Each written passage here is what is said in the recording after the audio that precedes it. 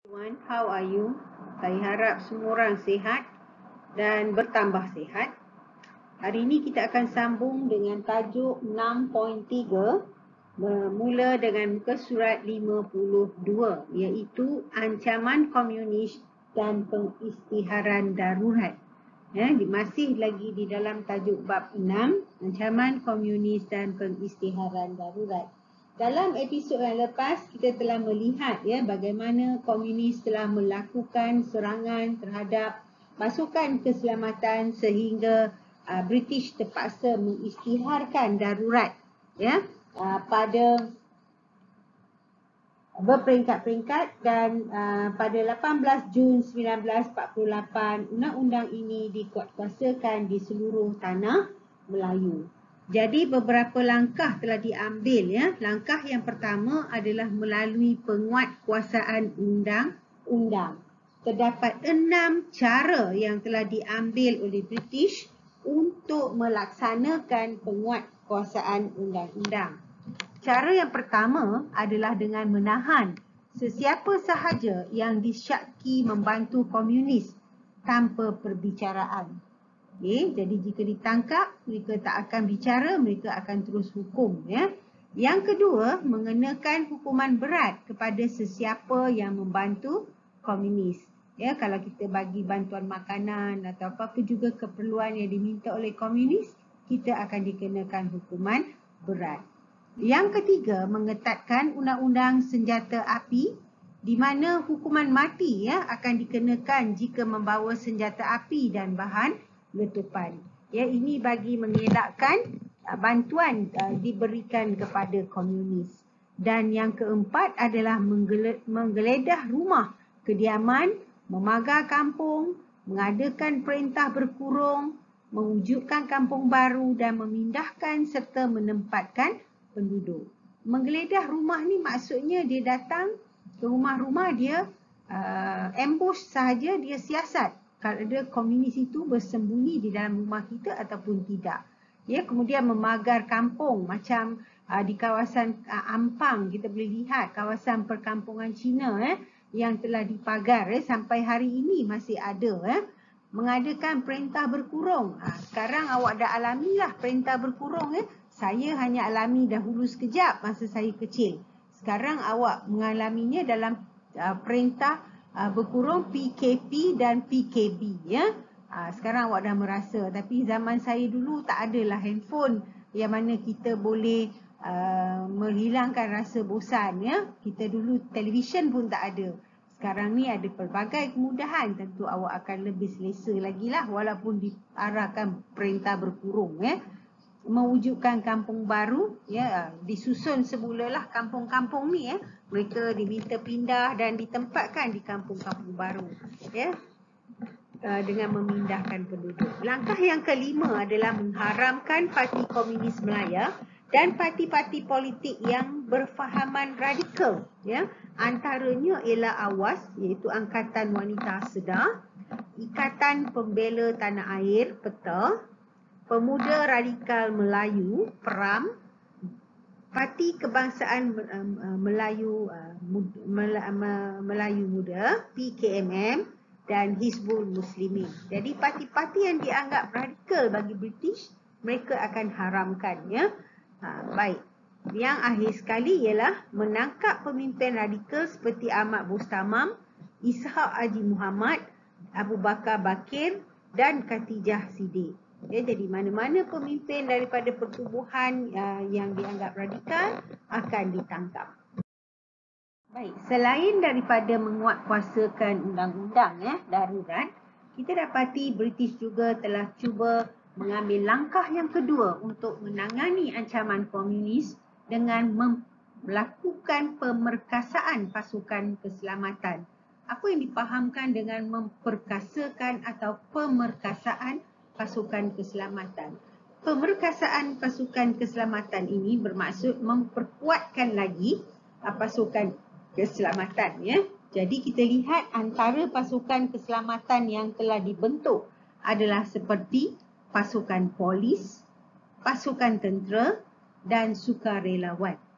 Pasukan polis terdiri dari cawangan khas, Special Constable, SC, Polis Hutan, Polis Wanita, Senoi Perak, Urang Perak, Auxiliary Police, AP. Manakala pasukan tentera terdiri dari pasukan askar Melayu, saya masih ingat bahawa saya juga adalah seorang tentera yang terdiri daripada pasukan askar Melayu yang pernah berkhidmat sampai ke luar negara, iaitu ke Kongo di Afrika. Okey, dan pasukan askar Commonwealth, Sarawak Ranger. Manakala sukarelawan pula terdiri daripada Home Guard. Baik, kita lihat yang pertama, iaitu pasukan polis yang terdiri daripada cawangan khas. Di sini Guy C. Maddox telah menubuhkan cawangan khas Special Branch ketika beliau dilantik sebagai Ketua Badan Perisikan pada Ogos 1950. Tugas utama beliau, tugas utama cawangan khas ini adalah untuk mengetahui operasi PKM, bagaimana PKM ini bekerja, dan tugas mereka ini adalah dengan menyamar sebagai ahli PKM, dan selain itu cawangan khas ini turut mengambil ramai orang Cina sebagai anggota cawangan untuk menjejak anggota komunis hingga ke kubu persembunyian. Ini mungkin didorong oleh kebanyakan masyarakat Cina pada ketika itu adalah terdiri daripada bangsa Cina. Jadi dengan mengambil lebih ramai bangsa Cina sebagai polis dalam cawangan khas, ini dapat memudahkan lagi usaha membantras komunis. Baik, pasukan polis yang seterusnya, yang kedua, ialah Special Constable yang ditubuhkan pada tahun 1948 ketika rancangan BRICS dilaksanakan. Seramai 24,000 orang anggota telah dilatih dan dihantar mengawal Lombong dan kawasan ladang. Mereka ini menjadi barisan hadapan semasa menghadapi ancaman komunis. Jadi yang pertama tadi apa dia? Yang pertama tadi adalah cawangan khas, yang kedua adalah Special Constable, dan yang ketiga adalah polis hutan. Polis hutan ini berasal dari perkataan Flying Squad yang diubah namanya pada tahun 1951 sebagai Jungle Squad dan seterusnya kepada Jungle Companies. Pada tahun 1953, dia dinamakan Police Field Force, PFF, dan pada 18 Oktober 1958 dikenali sebagai pasukan polis hutan. Tugas pasukan ini adalah memburu komunis, membuat rondaan di pinggir hutan, membawa bekalan makanan kepada pasukan bertugas di hutan dan menjaga kubu, jungle fort. Itu adalah tugas polis hutan, dan sehingga hari ini kita masih ada pasukan polis hutan. Tahukah anda warna pakaian mereka pada hari ini? Sila WhatsApp saya nanti.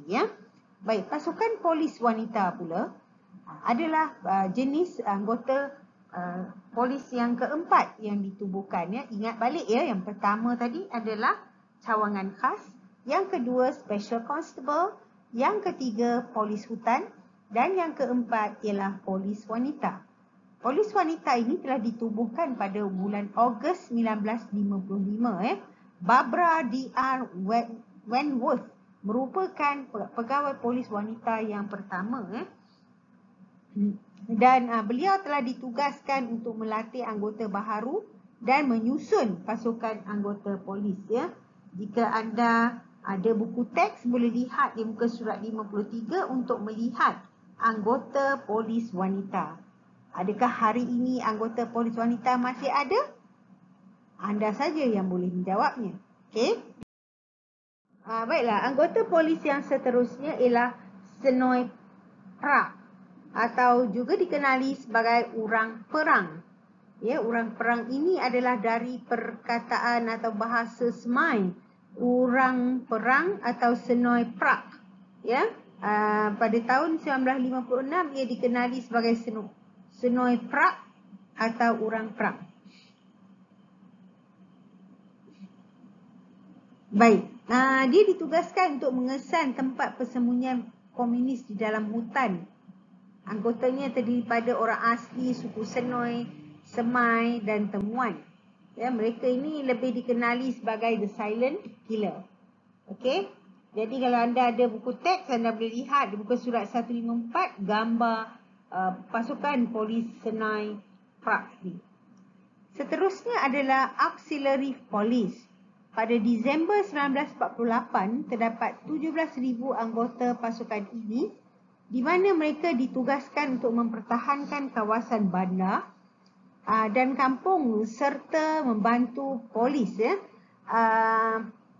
Pada tahun 1956, pasukan ini dijadikan Police Volunteer Reserve. Usaha memperkasakan pasukan keselamatan adalah dengan memperkasakan pasukan tentera. Terdapat tiga jenis pasukan tentera yang cuba diperkasakan. Pertama adalah pasukan askar Melayu. Yang kedua adalah pasukan askar Commonwealth. Dan yang ketiga adalah Sarawak Ranger. Pasukan askar Melayu ini telah ditubuhkan pada tahun 1933 untuk membantras gerila komunis. Kerajaan telah melengkapkan tentera darat dengan pasukan meriam dan pasukan bantuan yang lain. Regimen ini telah dibesarkan daripada 3 menjadi 7 regimen. Pasukan ini bukan sahaja berjaya menumpaskan komunis, malahan kubu komunis beroperasi.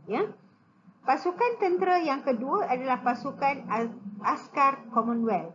Kerajaan membawa masuk askar Commonwealth antaranya dari Britain, Australia, New Zealand, India, Afrika Timur, Kenya, Uganda, Rhodesia dan Fiji. Pada tahun 1954, terdapat seramai 25,000 askar British, 10,000 askar Gurkha, 1 batalion askar Afrika dan 1 batalion regimen Fiji berada di tanah Melayu. Dan pasukan tentera yang ketiga dikenali sebagai Sarawak Rangers. Pasukan ini terdiri daripada orang Iban.